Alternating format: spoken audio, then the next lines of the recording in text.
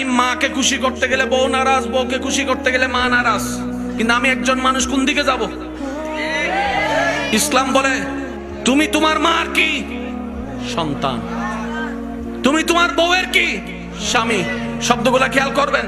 তুমি তোমার মার সন্তান, যার পায়ের নিচে তোমার বেহেশত। তুমি তোমার মায়ের পায়ের নিচে। তুমি তোমার বউয়ের কি? স্বামী। স্বামী মানে অভিভাবক। অভিভাবক কি নিচে না উপরে? মায়ের পায়ের নিচে তুমি, আর বউ তোমাকে মাথার উপর রেখেছে, কারণ তুমি বউয়ের অভিভাবক। তো উপরওয়ালা তো নিচের ওয়ালার মতো হয় না, নিচের ওয়ালা তো উপরওয়ালার মতো হয় না। এবার সে বলে আমি করব কি? বলে যে শুনো, তুমি মাকে মাথায় রাখো, বউকে বুকে রাখো।